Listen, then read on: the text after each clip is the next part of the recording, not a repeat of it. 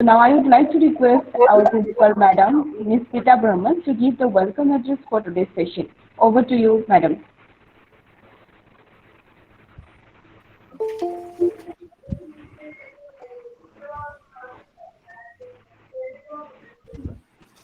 Good morning to one and all present. A warm welcome to each of you present in today's online Let Niranjan Kumar Narjari Memorial Online Lecture Series.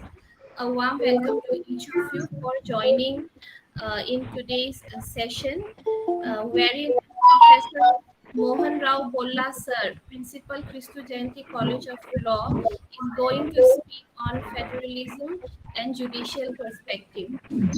Sir had already taken a session in the second episode of this online lecture series on federalism, and today is the continuation of the second session.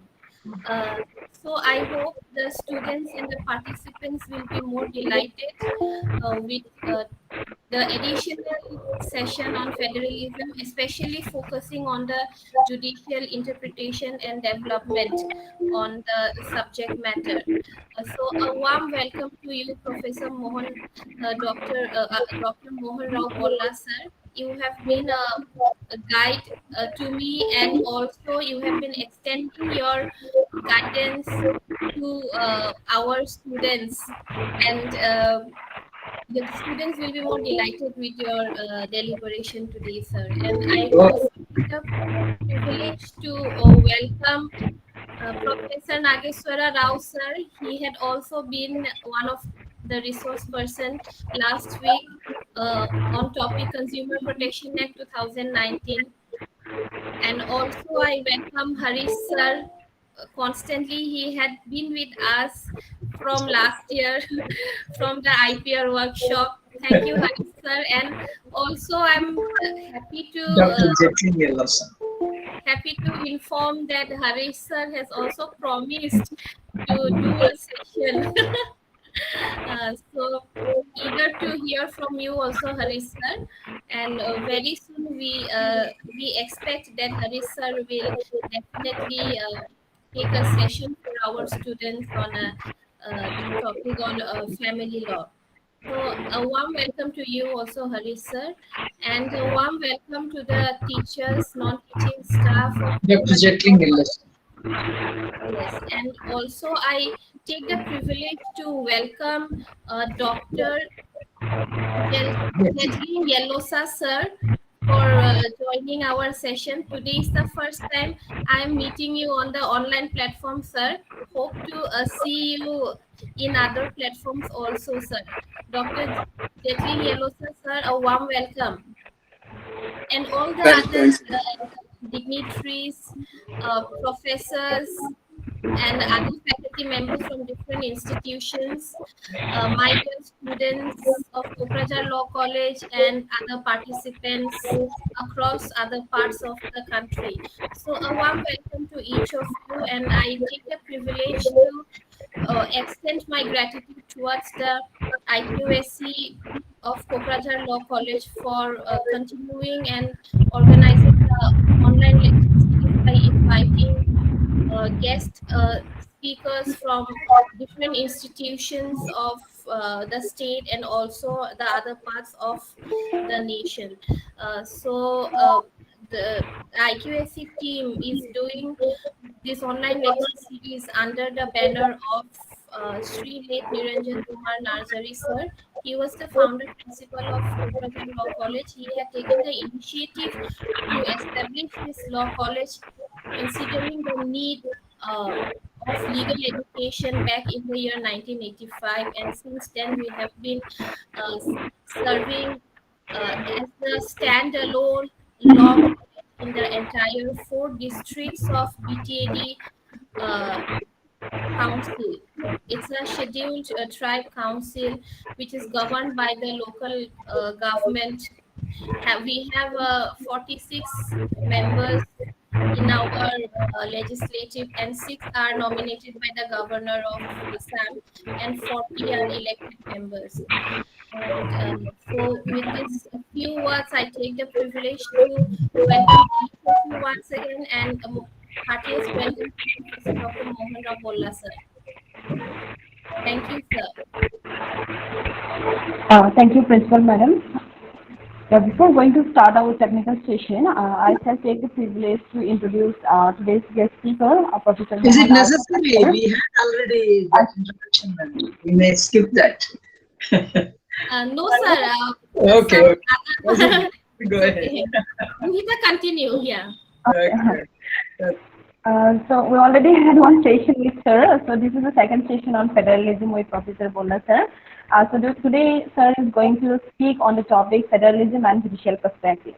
So Professor Mohan R. Bolla had serving in all the 3 regions of the combined Andhra Pradesh as principal of several law colleges before he became the professor of law in First University, Bangalore. Professor Bolla had also been affiliated with Jana Shikshan Sabsthan, sponsored by the Ministry of HRD, Government of India, as Program Officer and Director. Professor Bolla had been a Professor of Law at Alliance University, Bangalore, prior to his inception as the Principal of Presidency Law College. He has been regularly contributing one chapter in annual survey of Indian law published by Indian Law Institute, New Delhi. He has also published more than 30 articles in reputed law journals, including the Journals of Indian Law Institute, the Journals of Constitutional and Parliamentary Studies, etc. So, moreover, Professor Bolla has extended resource support in many national seminars organized by the BPS Mahila University, Andhra University, Visakhapatnam, Osmania University, Hyderabad, Sri Krishna Deva Raya University, Tirupati National Law College, India University, Bangalore, etc. as here. So he is in the editorial board of several law journals. Alongside, he has been guiding the adjacent PhD scholars of several universities. So Dr. Mohan Bolla, sir, is known for innovative initiatives. His innovative initiatives in legal education, striving for achieving excellence. So there are many other achievements, but due to time constraint, it is not possible to go through all other achievements of Professor Bolla, sir. So once again, a heartiest welcome to you, sir. We are honored by your presence in today's session. So now we must begin our technical session. The platform is all yours, sir. Thank you. Thank you very much for those good words. And I take this opportunity and as a matter of fact, as a teacher, I am very much pleased to get associated with all the legal fraternity, including the students, the lovely explorers of social engineering. And today we have the august presence of the N. Harish, Professor S.V. Nageshwara Rao, and Dr. Jetling Yellosa, very prominently seen, and I take this opportunity to greet them, and along with the galaxy of participants for joining in this session. And I once again take this opportunity to welcome you all again. And now may I have the presentation on this, and we'll have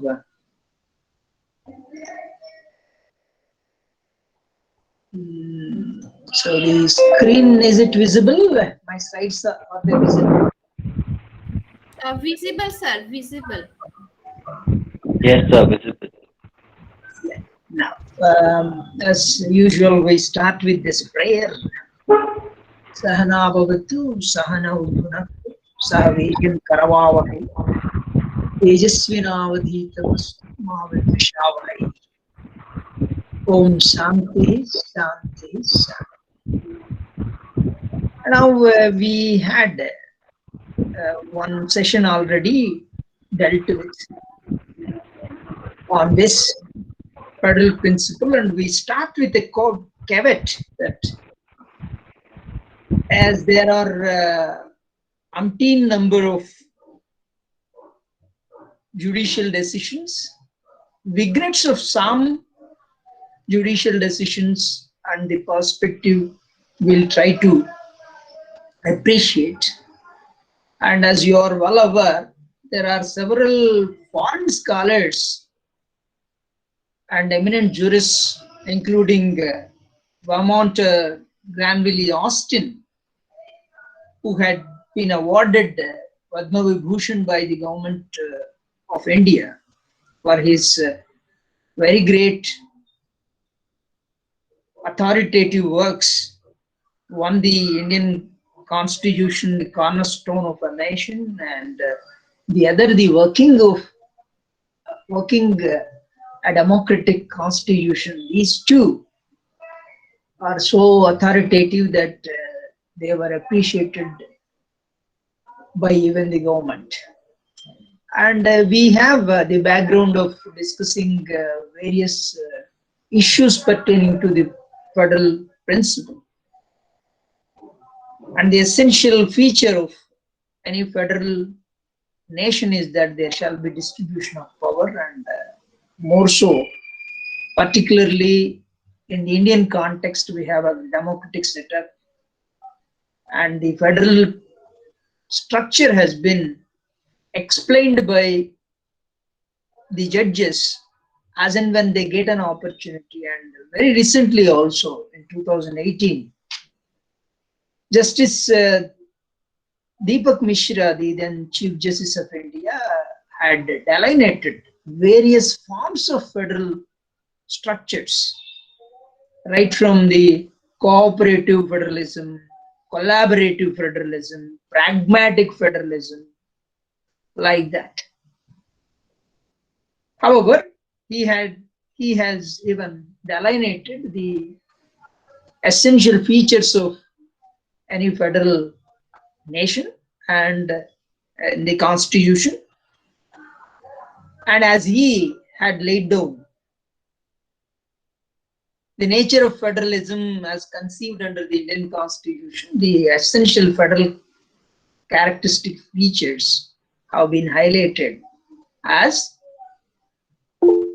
pertinently the duality of the governments, distribution of powers between the union and the state governments, mostly the lawmaking power, then the supremacy of the constitution, the existence of a written constitution, and most importantly, authority of the Supreme Court as final interpreter of the constitution. And he had incidentally stated that all these features are present under the constitutional scheme in India. And we had several other case law, especially some of them have been taken for our discussion, because we can't complete the discussion by exhaustively dealing with these things, because federalism itself is a paper even at the LLM level, and we can't exhaustively deal with, and we are only touching the glimpses. And for the first time in the judicial history in India, in state of West Bengal versus Union of India, Honorable Justice Bhuvaneshwar Prasad Sinha, popularly known as BP Sinha, the Chief Justice, he was touching upon cooperative federalism as perceived by Austin and A.H. Birch. I think students are noting down these scholars and the books titles which have been given, and I request you to be opportunistic to deal with these and peruse into the concepts. And in this Cornerstone of a Nation book, Austin has devoted at least a chapter on, or a small chapter, but on federal principle, federalism. But he highlights the concept of cooperative federalism as essentially found in the Indian Constitution. However, the definition that is given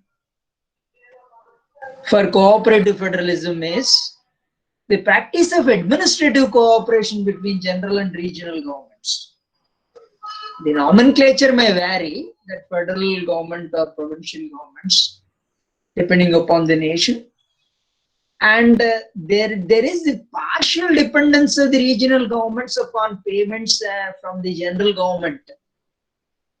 And at this juncture, we can as well say that it's not only partial, but mostly the regional governments are dependent upon the general government, or for that matter, every state is with almost made to stand with a begging bowl before the center for the payments, allocations, etc. And that is what is seen. However, still the definition, as a matter of fact, is or the perception of Indian Constitution should be cooperative.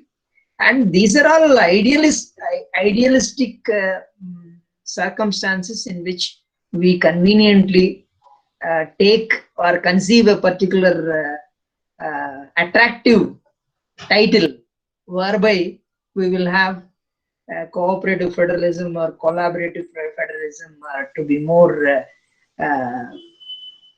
convincingly convey the idea of dominance by the state, by the center on the states. We call it pragmatic federalism. Especially the judicial perspective I'm talking about.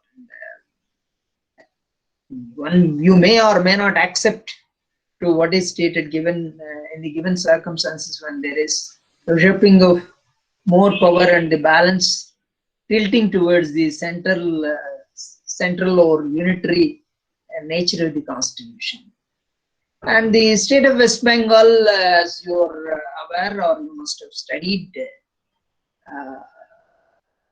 moved the Supreme Court, and the stage was set to deal with the federal principle also, as there was a challenge of the land acquisition law that was passed by the center.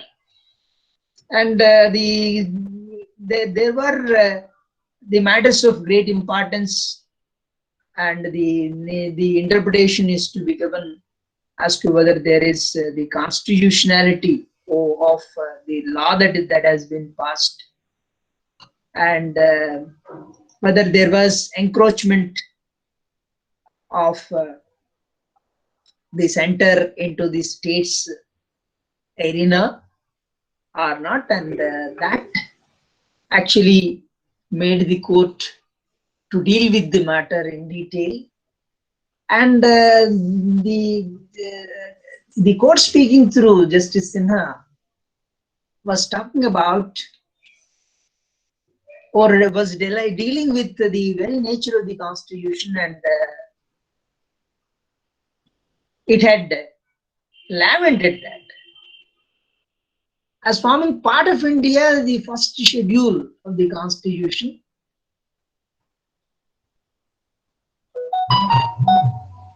and right from all those things, and highlighting various provisions of the constitution, it was to say that there ought to have been cooperative federalism.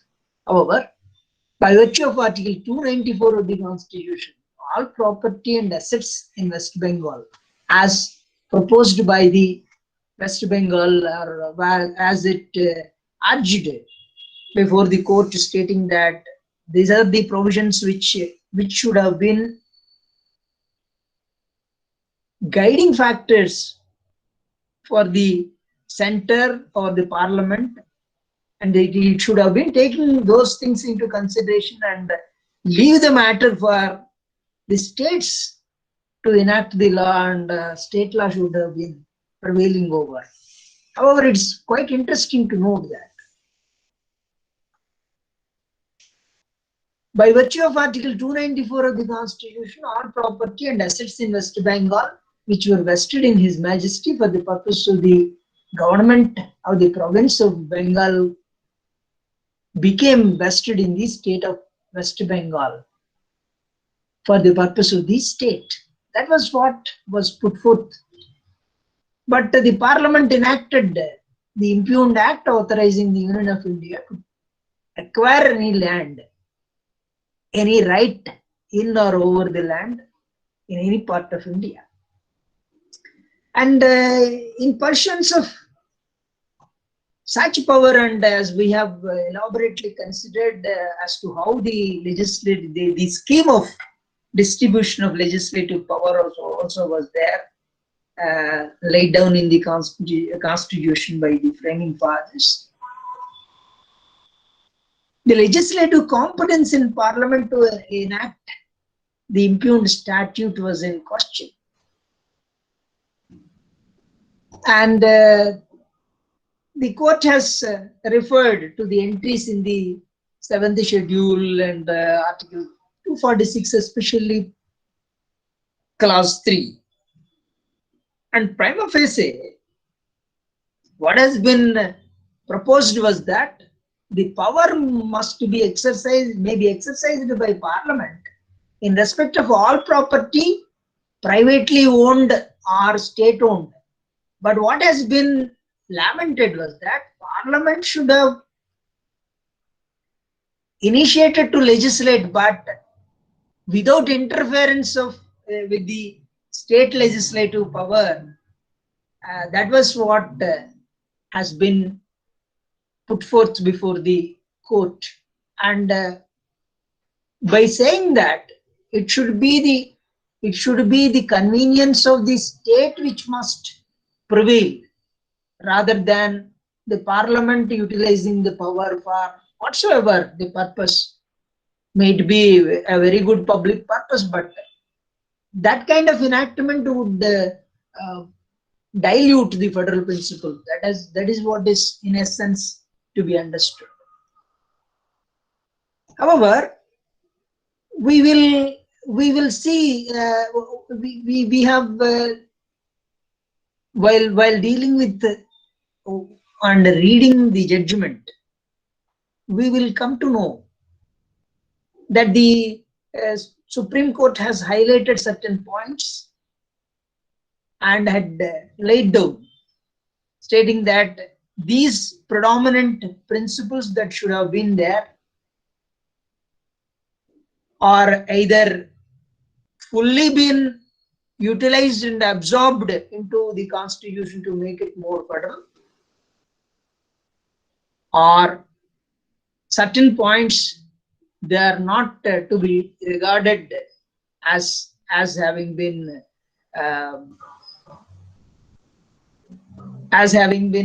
strengthening the principle or not. However, this slide it speaks of those 4 points which have been culled out by the court.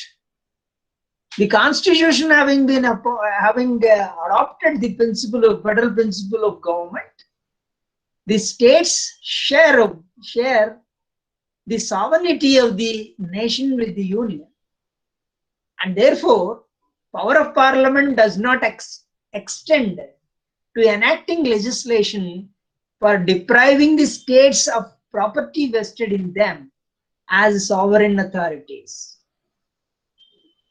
Entrustment of power to legislate must therefore be so read as to imply a restriction upon the parliamentary power under entry 42 of list 3. List 3, as you are well aware, pertains to concurrent list, and when there is that sovereign power as already vested, and in pursuance of that, when there is a law in place, Parliament must be slow in enacting a law, because we have a Damocles sword-like provision under Article 254, which will be hanging on that particular law, and the central law would prevail over the state law to the extent of any inconsistency. Anyway, Second point, property vested in the states by virtue of Article 294, Clause 1 cannot be diverted to union purposes by compulsion of parliamentary legislation. The Government of India Act 1935 provided the special machinery for acquisition of property of the state by negotiations, etc. And this kind of negotiation should have been there to say that there is cooperative federalism. An absence of power expressly conferred, such as to be found in the Australian Constitution to legislate. However, it is interesting to note that the culled out points predominantly go to say that the basic structure, mind you, incidentally, the first time the Supreme Court was talking about this basic structure in this particular case, and it has been otherwise adopted by Keshavananda Bharati case. Anyway, by and large, the basic structure, it was mentioned in this particular case, and that was a point of interest to be noted. Anyway, the legal theory pertaining to the federal principle has been laid down by the court in this case, and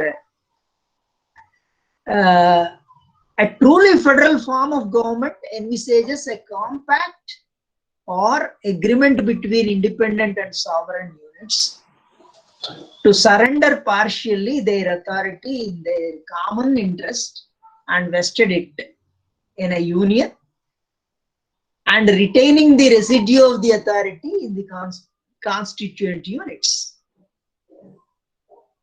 And then supremacy of the constitution, which cannot be altered by the component units.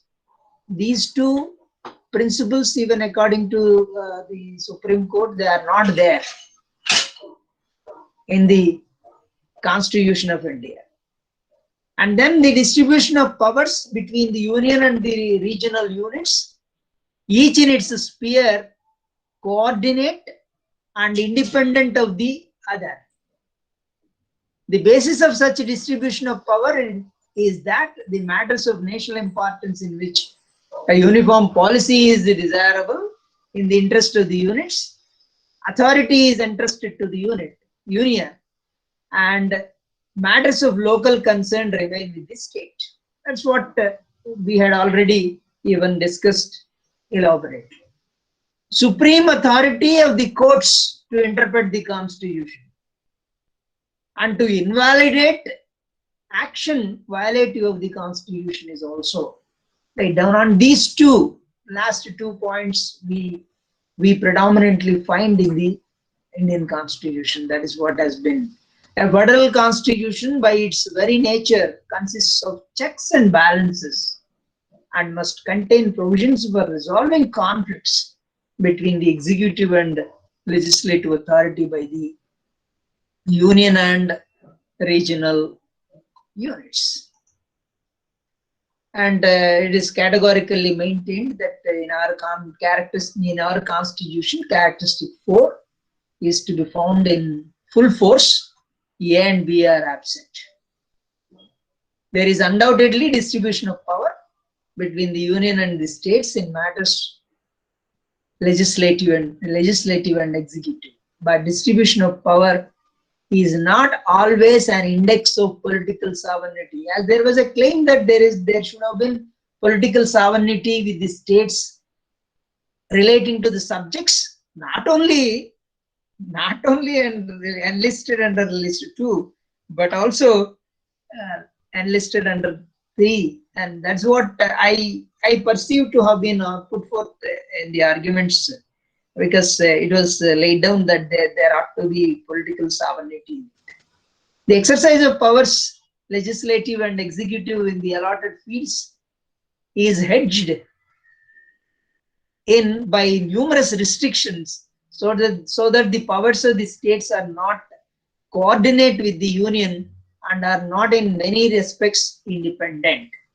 So independent nature of the respective units is diluted according to that, and then the court laments that legal sovereignty in the Indian Union is vested.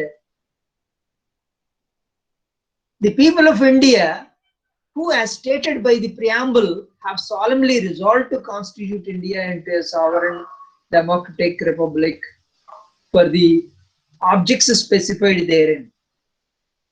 The political sovereignty is distributed between, as we will presently demonstrate, the Union of India and the states with greater weightage in favor of the Union.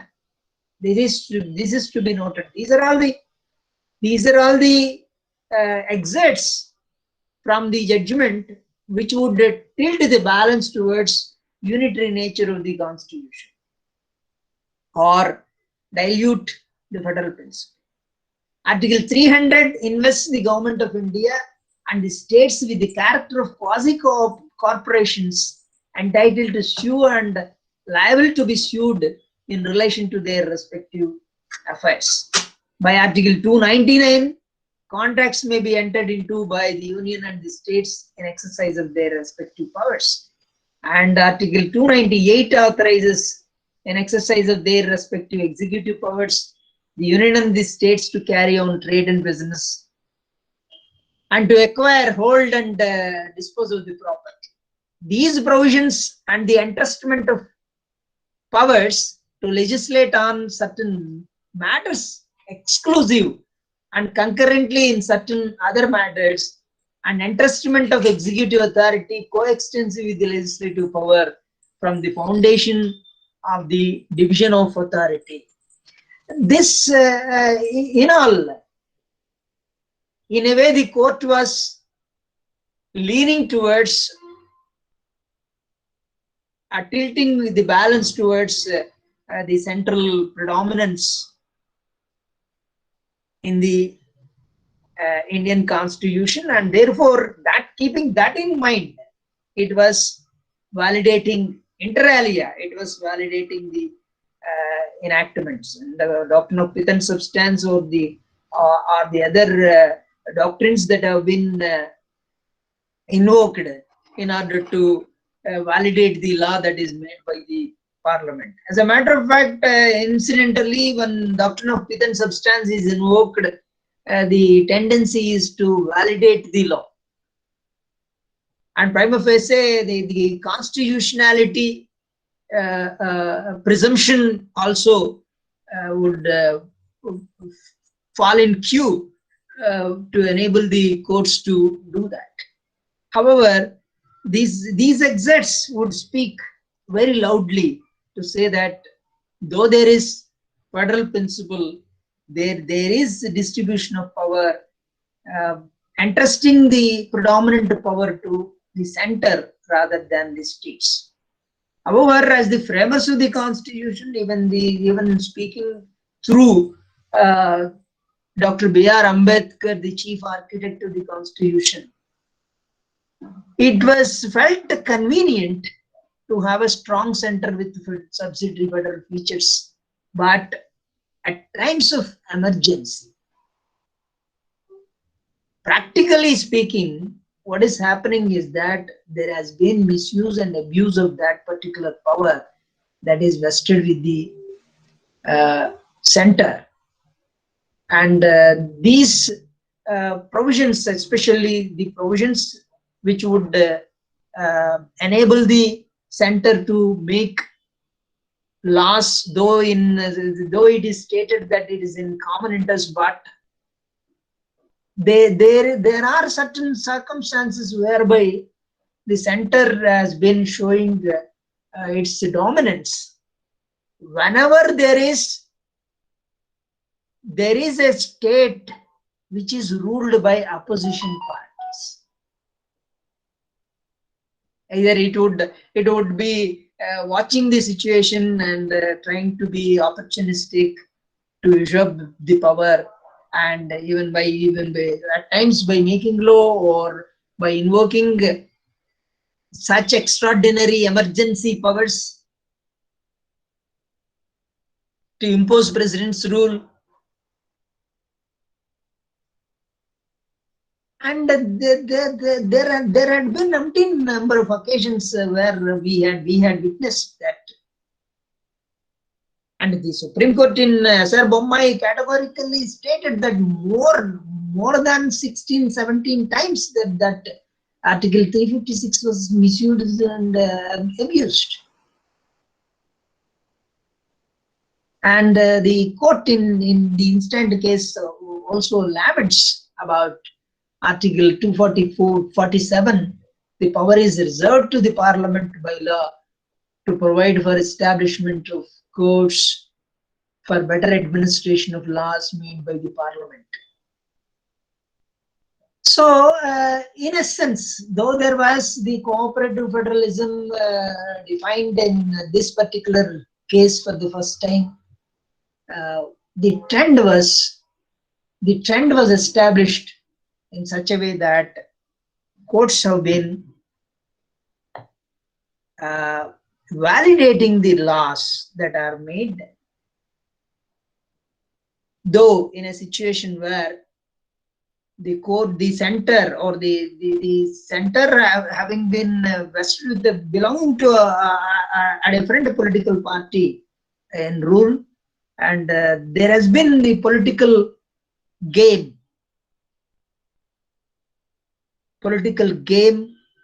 which has been even which has made the judiciary also to yield to that, because the constitution has been worded in such lines, maybe with that objective that only during emergency the union shall utilize such powers, but practically speaking, that there have been many such occasions where the central government with the power under a different political party. Anyway, in state of Rajasthan versus Union of India, also we had witnessed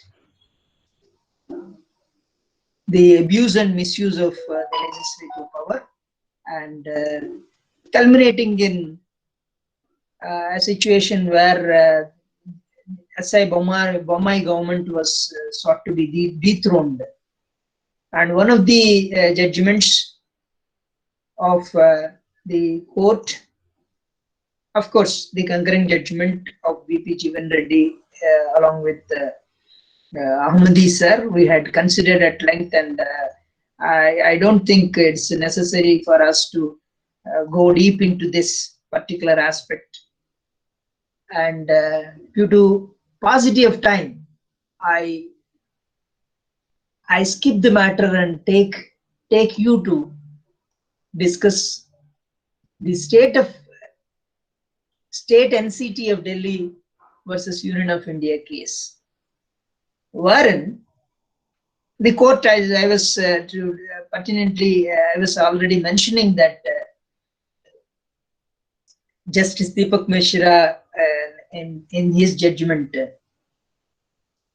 in this particular case, recently has analyzed the concept of federal principle and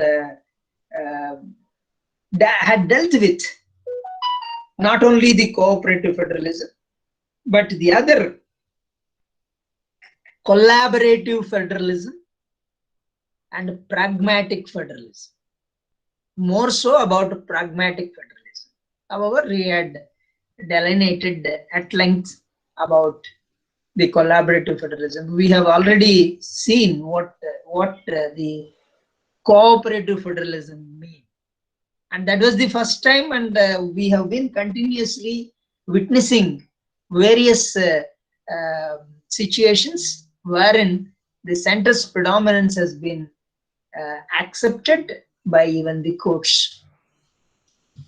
And rarely we come across a situation where, though generally, rarely we say, but Article 356, utilization of the power under Article 356 had been questioned by the states, and that grief was, there could be a small solace by which the court has been interpreting the provision, and it should be it has been lamented by the court that this power under Article 356 must be utilized as a last resort.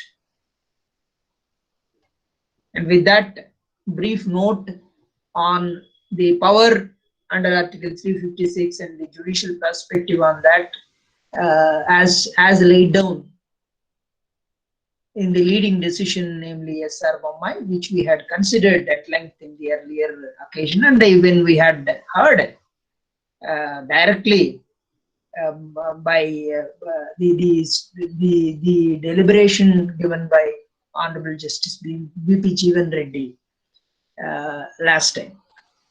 And therefore, I'm trying to move to this collaborative federalism as coined by Edward Corwin. And he is being an American jurist who was defining collaborative federalism in those terms, keeping in mind the American Constitution and its functioning.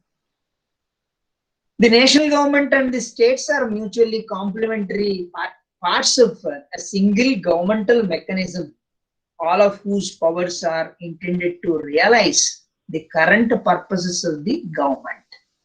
That's what is meant by collaborative federalism. True to spirit, when we look into the American Constitution, typically there are certain features whereby we can see a strong federal structure under the American Constitution. Evidently, there were agreements or the pacts so that there can be independent coexistence of independent bodies, and there are separate constitutions for each one of those independent units to say that they are sovereign independent bodies, and the residuary power is vested with the states under the American Constitution. And still there is collaborative or cooperative federalism as contemplated by the people by and large, and we don't come across a situation which has been in existence in India, wherein the multitude of the political parties would pave the way for such clashes between the political party which is ruling at the center and the minority states being headed by different political parties, especially the regional parties. Unless they are subservient to the party in power at the center, there has been that political game which would impose president's rule on the states. However, in this particular case, the court has elaborately dealt with collaborative federalism, and it had expressed that there is desirability of the collaborative federalism in a welfare state. Great necessity, it had mentioned. And the idea behind the concept of collaborative federalism is negotiation and coordination, so as to iron out differences. Say, the judicial perspective relating to collaborative federalism is very clear. Whatever may be the matter, whenever you have any conflict, with the states, the center is expected to be proactively dealing with the situation and be so friendly to initiate the dialogue and negotiate with the respective state and try to iron out the differences. Is that happening really? Is the question. Let whatever the government ruling in the center, the trend and tendency has been to usurp power and dominate, try to dominate the states ruled by any other political party. And there has been disparity, even allocation of funds, and Didi very recently was claiming that there is discrimination between one state and the other, especially comparing with I think UP and the West Bengal, which may arise between the union and the state governments in their respective pursuits of development. The union government and the state governments shall endeavor to address the common problems with the intention to arrive at solution by showing statesmanship, combined action, and sincere cooperation.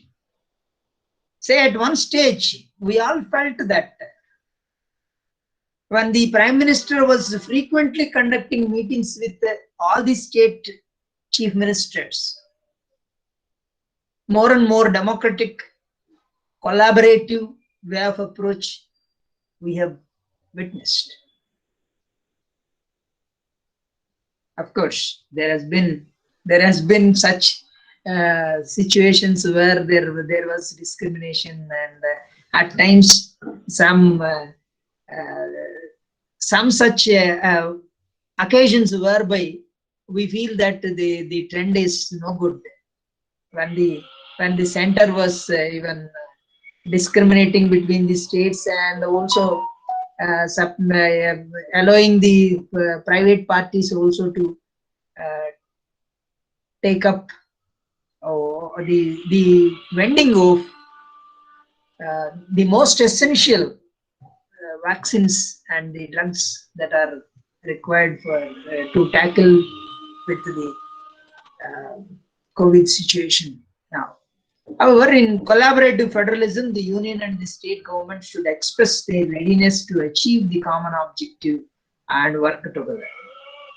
That was why there has been long ago even there was an occasion for the state of West Bengal and Rajasthan and such other parties which were in power. The opposition parties, being opposition parties, they had submitted memoranda many times, and one such occasion was with the West Bengal submitting the memorandum stating that there ought to be issues of common importance dealt with under Article 263, where there should have been a very independent body, more and more democratically functioning, namely the Interstate Council, to deal with various issues of common importance and avoid clashes.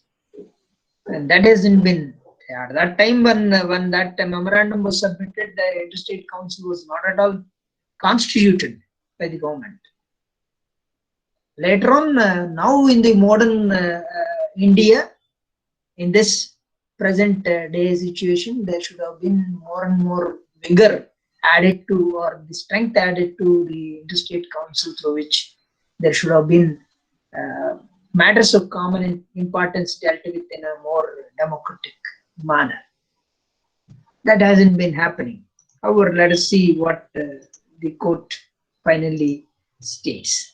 The very essence of the special status of NCT Delhi and the power conferred on the Chief Minister and the Council of Ministers on the one hand, and the Lieutenant Governor on the other by the Constitution was conceived. And however, the Lieutenant Governors interference more in the administration, and that has been condemned. And this is the only situation where we other than Article 356, where we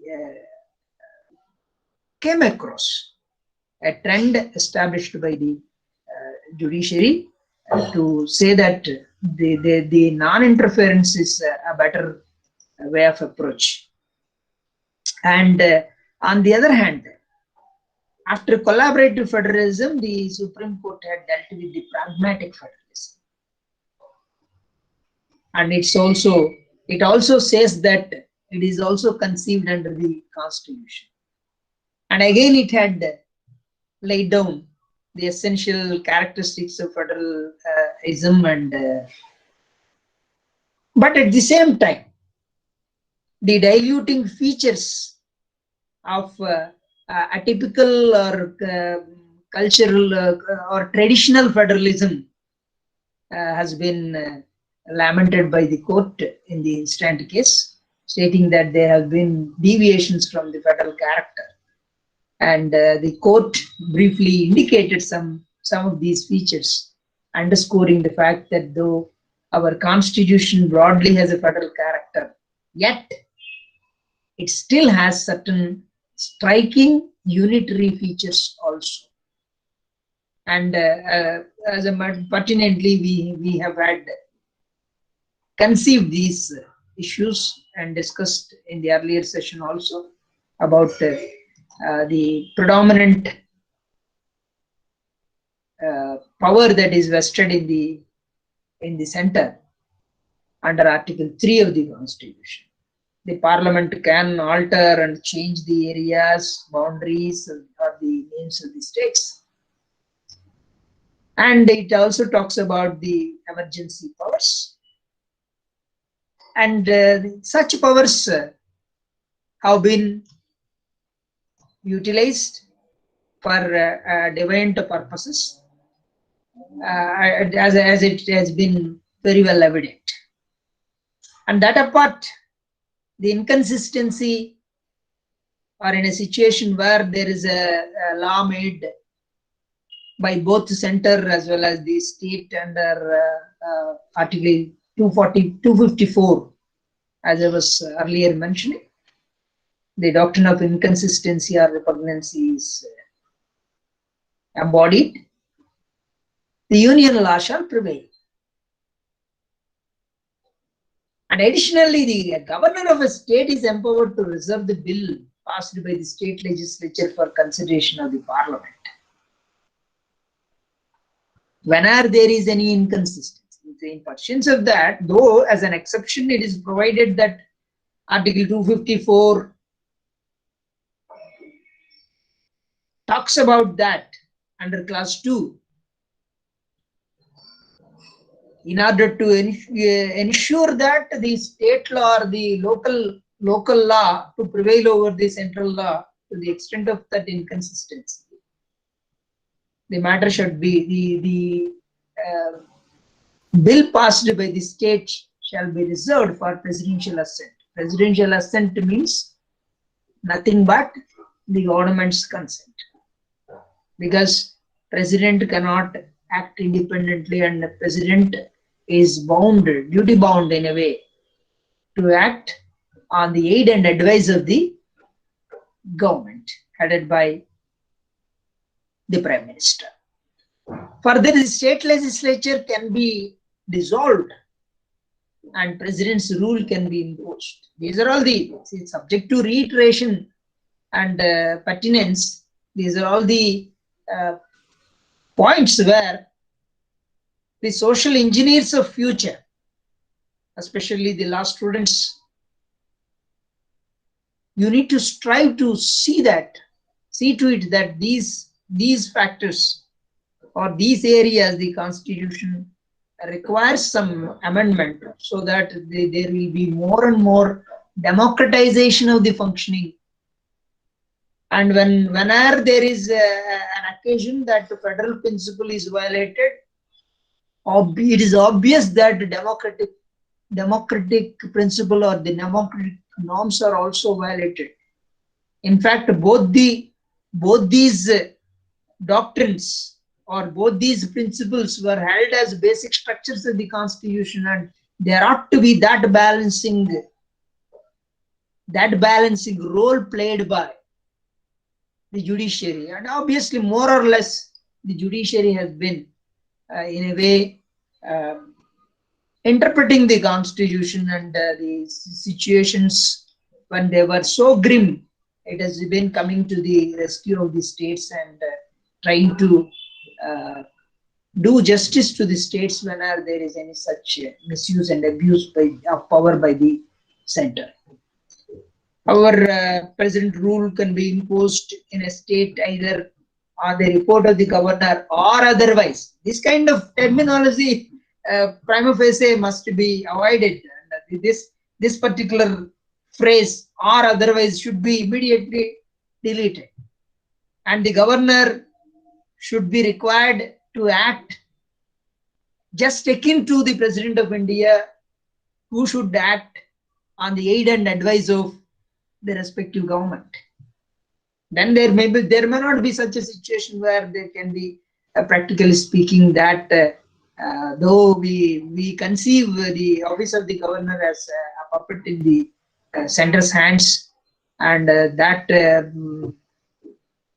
the appointments also, though it is not mentioned by the honorable judges in the instant case, it should have been mentioned. The very appointment of this, the governor also must not be done in such a way that they will be acting as agents of the center. However, whenever there is failure of constitutional machinery and this is a gray area where time and again the court is called for to look into the matter and decide. And the quasi-federal nature of the Constitution was also mentioned, because it was another larger bench, especially in Sir Bommai. The court was invoking this doctrine of quasi-federal nature of the Constitution and speaking through especially Justice Ahmadi. In contra to the opinion of Justice Ahmadi, Justice B.P. Jeevan Reddy, even we have witnessed that while we were watching his speech in the Nalsari University platform, and even in the judgment, he had also stated that Honorable Justice has clearly laid down that there is nothing like quasi-federal system, because we have our own peculiar situation or the circumstances to cater the needs of Indians. A typical constitution is adopted, and it need not be named as quasi-federal. He was opining, and however the court was taking a moment to draw the excerpt from that. And here actually the clear understanding on the pragmatic federalism has been laid down by the court. The acceptance of pragmatic federalism, according to the court, is the need of the day. One aspect needs to be clarified, and the clarification is given about the disciplined wisdom that is to be exercised. Actually, the disciplined wisdom is highlighted here, and that should be the phenomenon. It should not be simplistic phenomenon of entrenched innocence. It should be meaningful and disciplined wisdom that should be set in place in pragmatic federalism, and that it was in a way as laid down by Justice Ahmadi in Sir Bommai itself. It has been exerted here. It would thus seem that the Indian Constitution has in it not only features of a pragmatic federalism, which, while distributing legislative powers and indicating the spheres of governmental powers of state and central governments, is overlaid by strongly unitary features, particularly exhibited by lodging in Parliament the residuary legislative power, and in the central government the executive power of appointing certain constitutional functionaries, including High Court and Supreme Court judges, and issuing appropriate directions to the state governments, and even displacing the state legislatures and the government in emergency situations, vide Articles 352 to 360 of the Constitution. This is what is categorically ruled by the court in SR Bommai case. Actually, though there was the features of pragmatic federalism were mentioned, but by and large, these, whatever the name that you give, pragmatic, collaborative, cooperative, federalism that is enshrined in and fictitiously by fiction conceived by the court and declared by the by the largest bench of the Supreme Court, namely the Kesavananda Bharati case, where it was declared that federalism is one of the basic structures, but it is diluted. And time and again, the court has been, in a subtle way, I say in a subtle way, lamenting that is diluted. And the pragmatic, and in the instant case, we see that the so-called pragmatic federalism has been, in a way, given such a status that there could be something pragmatic for a particular province like Delhi to have freedom to exercise its or function smoothly without the undesirable interference by the central agent, namely the special lieutenant governor. And the pragmatic federalism, true to spirit, very aptly laid down by the court speaking through Justice Deepak Mishra, must be utilized for achieving the constitutional goals. And it is applicability. This interface we need to take into consideration. However, what should have been more and more idealistic, I feel personally, is that as Volksgeist, the constitution, or the Volksgeist of the people's consciousness, which has been incorporated and codified in the form of a legislation, and the doctrine of Volksgeist as conceived by the historical jurist Savigny, I feel that whenever the central legislature utilizes the power, it should keep in mind that it should have been done to achieve the constitutional goals, lest the matter should be left for the respective state, and that power must not be interfered.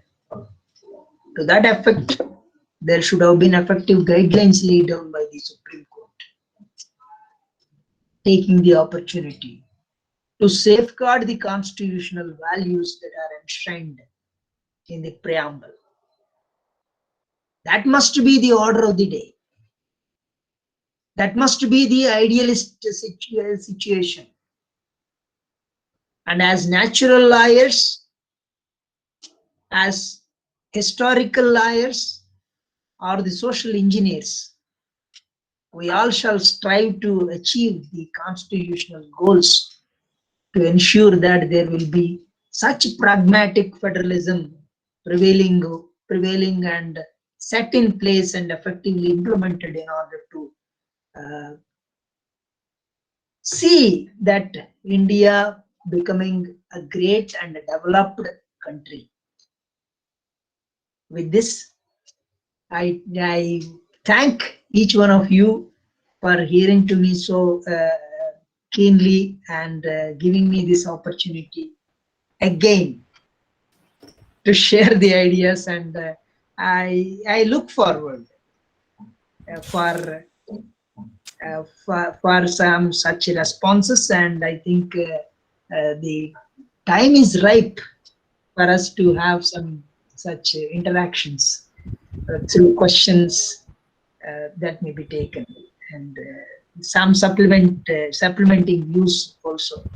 I invite from the luminaries that are there in the platform. Thank you very much. Sir, thank you for taking us detailed about pragmatic federalism, cooperative federalism, and collaborative federalism. So likewise, considering the features of federalism as the union list, state list, and concurrent list have been put into place under the Constitution of India. And likewise, I would like to take an instance here. Recently in Assam, the group of students have gone ahead and filed an intervention petition in the Supreme Court of India, seeking for the cancellation of examination, the 10th and 12th examination, because the CBSE examination both for 10th and 12th has been suspended. So the similar approaches is expected by the students of Assam, those who are going to appear in the 10th and 12th boards in the coming days, because the state government is of the view that there should be examination conducted. Maybe some liberty will be given with regard to the subjects, like maybe some 1 or 2 subjects may be reduced, or their students may be required to write around 3 subjects. So some discussions is happening within the system of government of the Assam state government. So now, what is your opinion, sir, if we talk about the collaborative federalism? It says that, you know, one nation, like the states and the central must act like statesmanship, and combined action must be taken. On the other hand, the pragmatic federalism leaves a sufficient scope for the state government to take the decision, and no encroachment must happen. So what is your opinion, sir? Actually, the same is the case with several other states also. Though this matter directly won't come under the purview of federal exercise of such powers, but as a matter of fact, when there was the almost the message sent by taking a decision relating to CBSE and other examinations, the states are expected to act in tune with that message, so that there can be minimizing of the syllabi, and if possible, to avoid conducting the examinations, and not to make the people to suffer. This is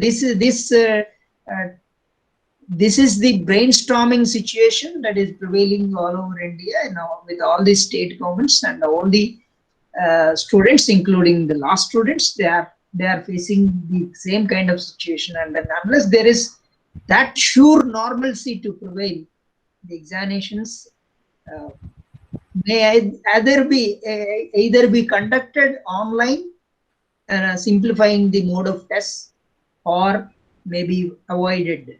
That is what I too feel. And in fact, we are thinking of we are ahead of conducting the mid-term examinations online, and the mode is okay because we have the LMS system, and the students will be proctored when they are facing the examination, and they'll be uploading the answer scripts, which we will be evaluating a bit liberally. That is what is going on, because that is the need of the hour. And I see, or I recognize the presence of Professor Sri Sudhakar also, and welcome to you, sir. Thank you. Although I was there, but in meanwhile, for some period I was outside, but I was very closely watching your discourse, and congrats, Professor Bala. Thank you. Sir. I could not completely deal with, and some minutes. Of course. Naturally, there are some time constraints are there. Yes, that's right. That's good.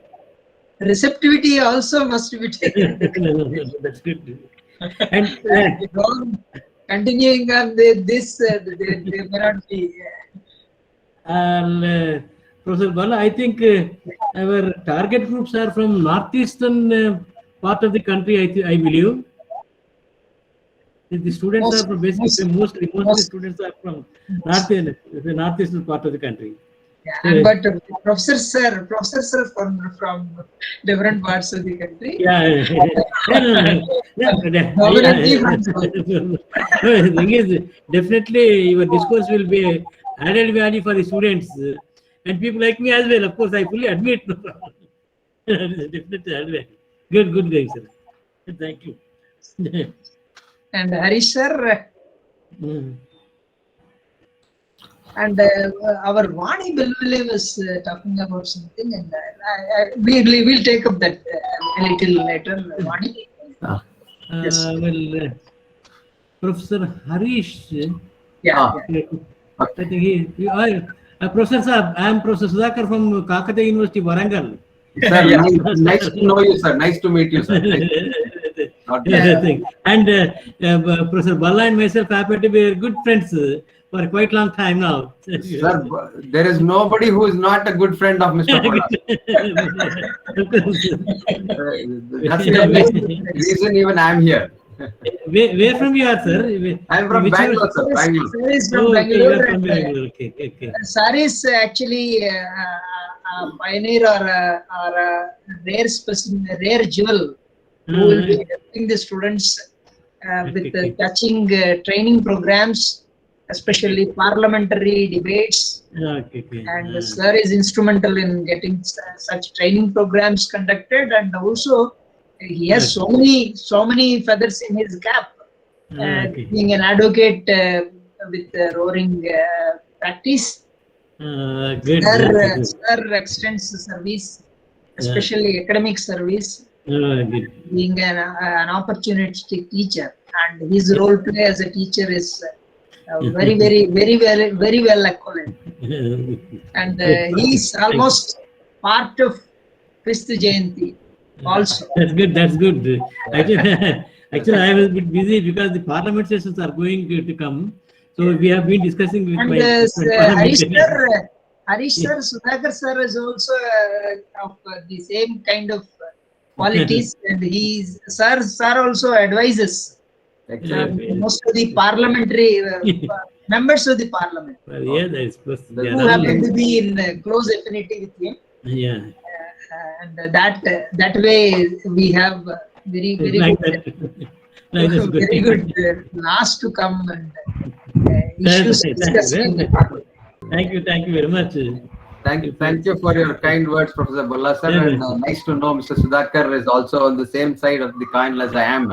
As far as parliamentary system is concerned, I also advise a lot of parliamentarians and to raise issues in the parliament as well as in the legislature, and also interact with the legislature wing, which deals with the framing of laws, and that's fine. the drafts are being circulated to the states and also gazetted for objections and suggestions. I have been actively involved in those things and participating by putting forth my suggestions also. Thank you, Professor Bulla sir. Excellent discourse on this federalism. Your presence only made it. My few takes on this is one is before I go into federalism, Preeta Brahma mentioned about students going to court. Yesterday in Karnataka High Court also, see, Karnataka government and has told the line of the central government because of the parties being same in the central and state as regards to cancellation of the 10+2 examinations. The second PUC, the +2 examinations have been cancelled even in Karnataka.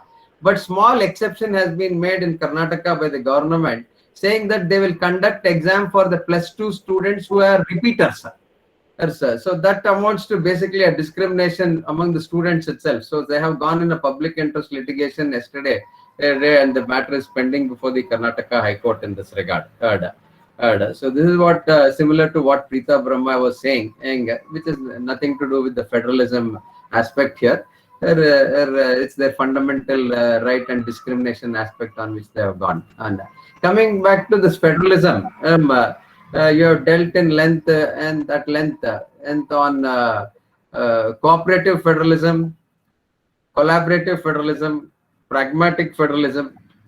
As I have also in another webinar, I have mentioned that today the order of the day has become competitive federalism. And with the, I very much agree with you when you mention that the tilt of balance is in favor of the union government. As far as sharing of the sovereign powers of the under the constitution are concerned, and sharing of revenues also are concerned, and even the judiciary has accepted the balance tilt in favor of the union government, and through its various interpretation in so many judgments also including the Deepak Mishra one which you mentioned.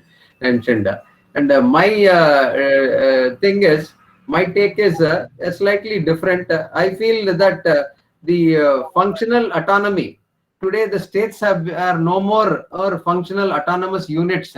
It's the functional autonomous feature has shrunk, and with the central government at times trying to exercise what I call it a centralized federalism.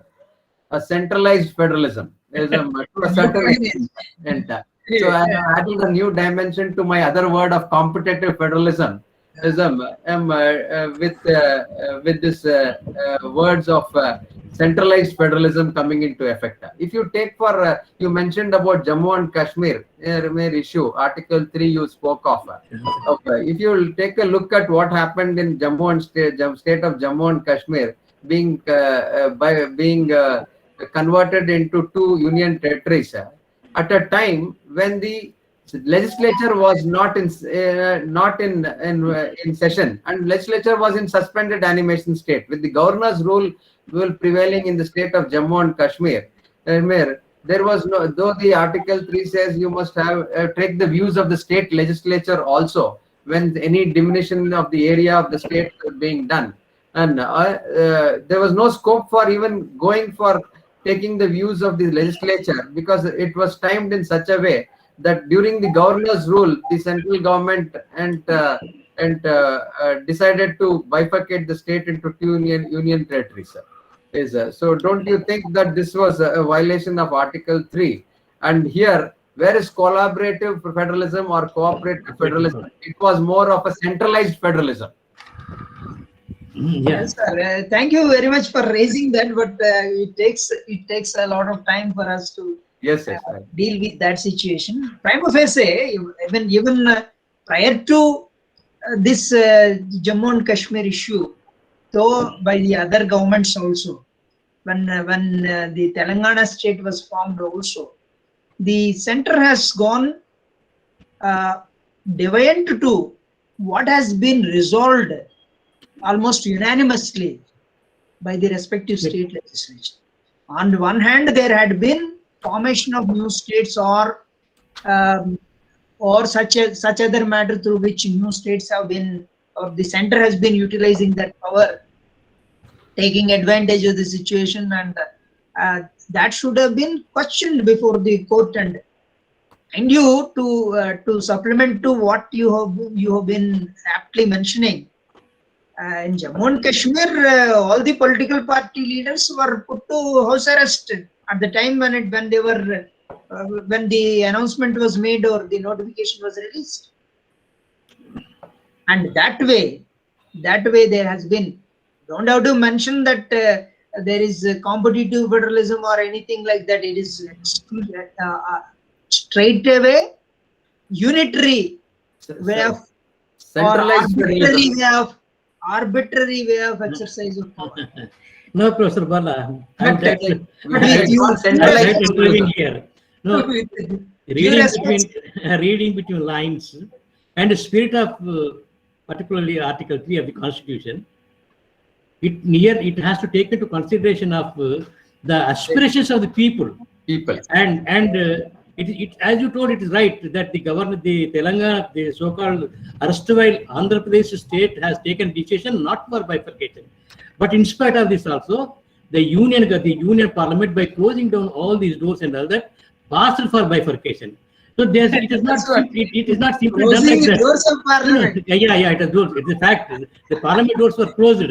Yeah. Nobody was allowed. That's a fact. But still, the whole basis for this kind of division has to be taken to consideration from the very roots of the very formation itself. On the very day of formation, 1956, it is told that a moment. Yes. Technicalities we are taking into consideration when we are talking about this.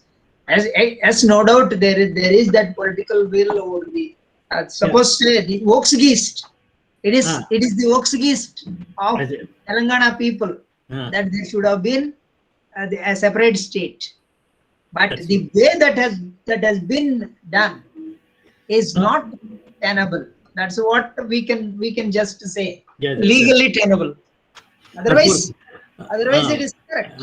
Otherwise people say. Hello, Jetling. Hello, sir. How are you? Yes. No, the thing is, Hello, I think sir. Professor Harish happened to be from or knowing about the Telangana and Andhra issues. I think he will appreciate it. I think this is not a one day's exercise that has taken. I'm not against information. No. Thing is this, and even in the so-called Peddamanushla Oppandam or elder treatment, there is an utterance that this marriage is going to be a relation between unequals, and definitely at one or the other point of time this will grow, and it take about 5 or 6 centuries, 6 decades. So that's a different thing. And professors, because my friend, colleague, Dr. Elosa is also there. Yeah. Today, incidentally, I think this is a pertinent issue, very small issue I would like to draw. Today I gone through an article when Stalin, I think it is also for the students to know, Stalin was raising whether ours is a union of states or the union government or state government. The question that was raised, we will be normally interchangeably using words as the union government or state government. What is exactly this is? Can we say that the union government, because our constitution says that it is a union of states. Now, interchangeably we use the word central government. The whole purpose of drawing this issue is to give some more fuel subsequently. That because this is remotely related to our discussion on federalism. So this is a cooperative federalism, competitive federalism, this or that. Are we living in a union of states, or it is going to be a central government headmastership? Yes. This is what the question. The latter is correct. It ignited the issue, and tomorrow this will be going on till such time. I was also doubting. So whenever I write, generally I used to write to the minister for so and so, government of India or union government. But central government, where from the central government has come? And if we interchangeably use either union or central government, does it mean say that both give same meaning? Definitely they are not. If you go on probing into the psychology, the philosophical trends and all that, union government and state government may not be identical when you look from the political politics point of view. So that's what. Sir, I want to add one more thing, sir. Yeah. Regarding the center and state issues. Yeah. When in Andhra Pradesh, United Andhra Pradesh, when the N.T. Ramarao was there, when he was Chief Minister of Andhra Pradesh, right. He openly stated, "Center is a myth. Center is a myth." Oh, should be a myth. That's very popular. That became a very debatable issue in those days, sir. That's why I wanted to raise it. No, the thing is, Stalin's opinion of raising this issue is to just give a signal that it is not invariably essential for such kind of states to combine with the union government. That means there is a kind of raise of voice basing upon their ethnical and other interests. Of course, this is not going to sustain. Definitely, finally, it is a union of states, and so therefore union government. If you use the word central government, it is something like that of a superior position has been attributed to central government. And of course, in fact, what is happening is that almost all the state governments have either slowly or speedily losing their credentiality and existence. It is more and more running towards the center. And let's see what happens. That's But meanwhile, there are lights of people like Mamata Banerjee and such of the people who may, if they happen to consolidate and become strong, then there is going to be equilibrium between union and state government, and really on that particular day, you can call it the union of states. For that matter, as Yellosa sir rightly raised the point, there should be rebirth of a person like NTR or NTR should he should be like a devil sitting on the heads of all the chief ministers of South India and form again a federation earlier as he was doing it. However, what is above all said and done, But what is sir, happening is that the center, whichever party is in power, generally trying to usurp the power and dominate over the states. And incidentally, our good friend Vani Dilmali also raised, even at the COVID situation, the distribution of funds haven't been happening in a proper or cordial manner, and time and again there has been complaints of discrimination relating to the allotment of funds, and that has been so, and everything is subject to the question that should be raised, and every issue, unless we take it to the court, there may not be appropriate solution for any such thing. And by the time the court also comes forward to take decisions, we'll be losing so many things, and there ought to be that kind of, as the court has laid down, the pragmatic way of approach, and with the award objective of implementing the goals that are enshrined in the Constitution. There ought to be that exercise of power and functions by the center. No, let the students interact because it's a program. The program is aimed for students, and let the students, you instigate the students to interact somehow, make them to speak. And discuss. Please ask your moderator to participate, to ask the student to participate, so that it will be more and more lively. Right. Thank you, sir. Mohan sir, we have a question in the chat box. How the COVID-19 situation is changing Indian federalism, especially in financial relations? That's what just I was mentioning, that even the finance minister or any such thing that is happening about the possible situation, and in this emergency situation which is even affecting the lives of the people. There ought to have been everything centralized and all the forces sitting together.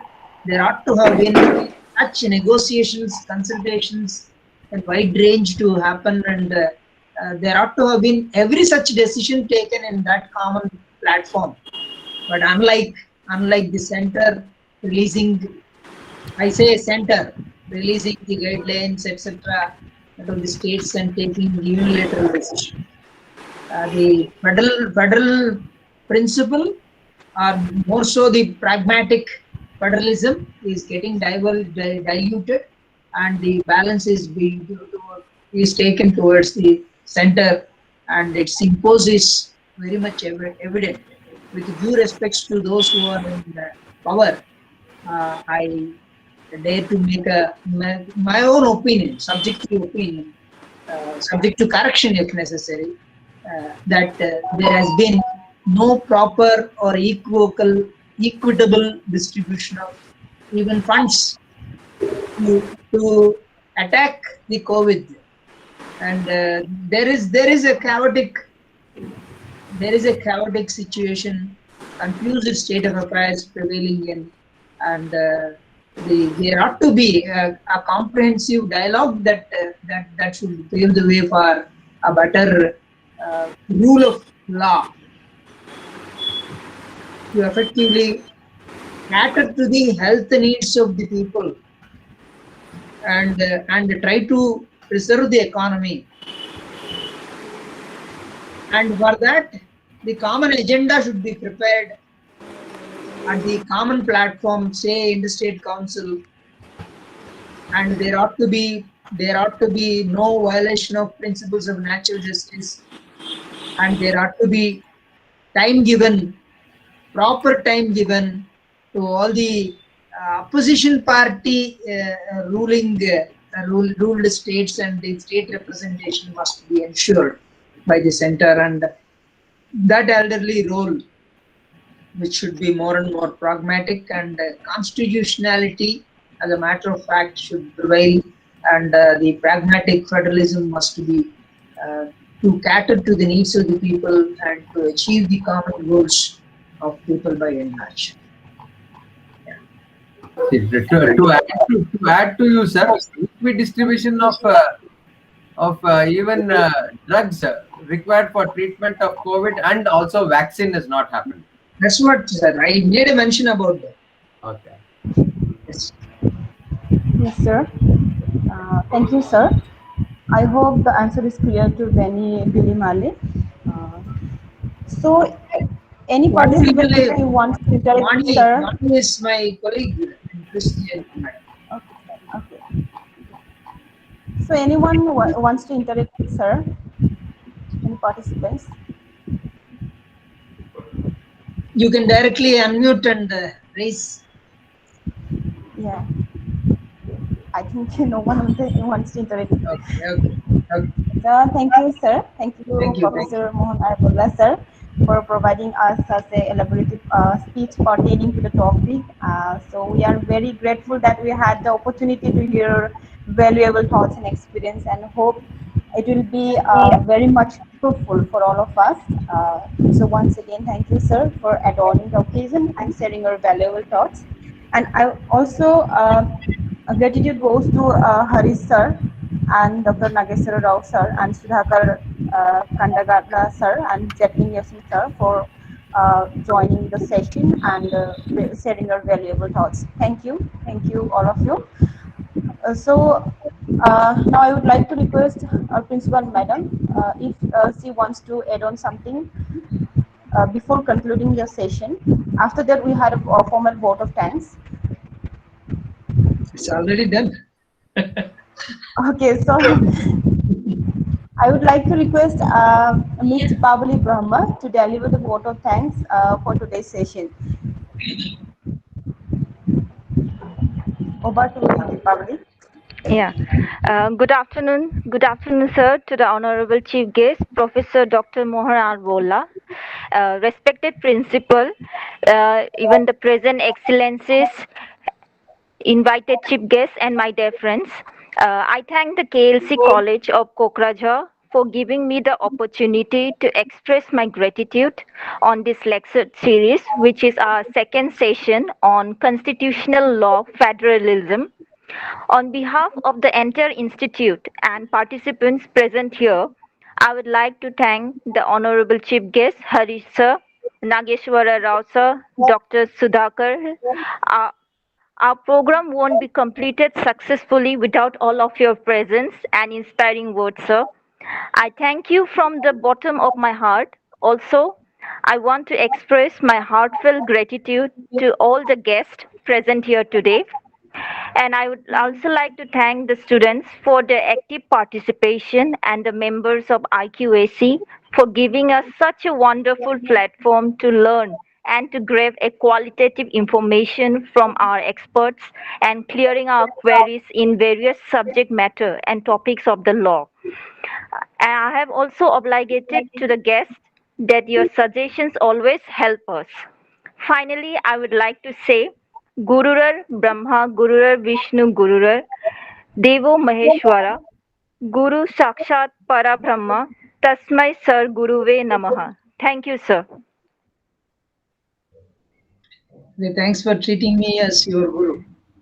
And it's our honor, I sir. take this opportunity to thank Harish sir, Professor Nageshwara sir, Jetling Yellosa sir, Sudhakar sir,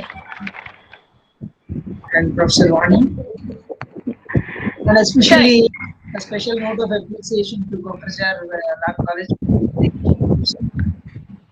Sir, I do have one question I would like to ask you, sir. If you allow me. Sir, you talk about the you talk about the pragmatic federalism that has the inbuilt ability to constantly evolve with the changing needs and situations. So I would like to know from your viewpoint that as right now the COVID situation from the past last year it's been increasing and now it has been reduced most probably as comparison to preceding year. So I would like to know, like the students, especially the law students, last year they were supposed to clear the some of the second sem paper were supposed to be conducted online. Okay, so but because of that they have there is some notice came up that they have been promoted to the next semester because of the COVID situations.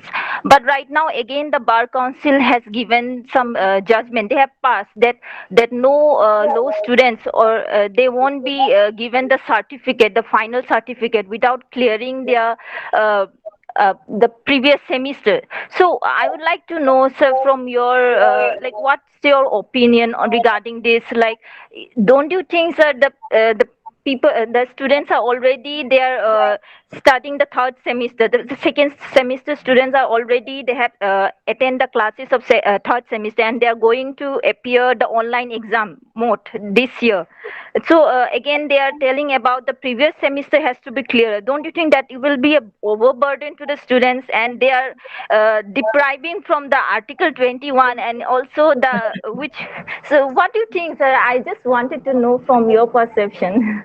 Same is the situation in our university also. There are some papers, and earlier you are already aware that though there was promotion of the students of final year, they were required to face the examination, and the examination was conducted. And actually, you are more particularly underlining the problem of those who are still pursuing the course from either from second to first to second to third, or something like that. Yeah. But the Bar Council of India insisted conduction of the examination even for the promoted outgoing students also. And if it were online examination, it may not be a problem for them to write the examination and clear the papers. Otherwise, there should have been that a decision taken at the university level that their performance in the internals may be taken into consideration to promote them and give them certificate to that effect. The Bar Council of India also hasn't been consulting all those who are concerned, and there has been decisions taken, and we don't know. We are expecting the Bar Council of India to take more and more steps in a democratic manner in consultation with our negotiating with the respective stakeholders, and give them the opportunity of hearing, and let there be representation relating to this kind of matters also, to make things more and more effective. Okay, sir. So actually, online mode is not the issue here. When the students come to talk, all the students are always ready to give the These online students exam. are students, and they don't want the examination to happen, isn't it? But it's happening like that. That right now we are giving the Because third step. in Karnataka, under Karnataka State Law University, only 4 examinations were left when there was a lockdown reintroduced or reimposed, and the university is ready to conduct that as and when there is reopening of the colleges in the physical mode. They want to conduct. It appears that they want to conduct the examination, and there has been something contemplated of this kind of thing. With due respects, that may or may not happen. I don't know, but the thing is that it would be more effective if their past performance is taken into consideration and promote them, and avoid conduction of the examinations if possible. But it's such a hazard situation that almost at the fag end of the examinations, the lockdown was announced because there was the emergency, and this comes no doubt under the reasonable regulations as laid down under the Constitution. Okay. Thank you, sir. Yeah, but there ought to be consultation, and with more and more effective consultation, there can be better democratic fashion or way of approaching dealing with the matters of common importance. Okay. Thank you, sir. Thank you. Thank you so much, sir, and thank you so much, Harish sir, Nageswara Rao sir, Sudhakar sir, and Jetling Delosa sir. Jeltling Yelosa sir for joining us. See you again. And there was a view expressed by one Sri Ramchandra. Ramchandra sir. LLB is a professional course, cannot be compared with 12th board. Yes, sir. We do accept. Of course, sir. Of course. We are talking about Ramchandra sir. We are talking about the democratic functioning of Bar Council of India. No. The question was raised by the one person participant, whether the same thing can be exempted, like +2 examinations are exempted. See, this is a professional course. So definitely we cannot compare with the professional course. It has to be some consideration. So just I thought of sharing that query. Good, Ramchandra sir. Thank you, sir. Thank you, sir. Is also a bird of same feather, and he's a professor there, and besides being an advocate, I think a good friend of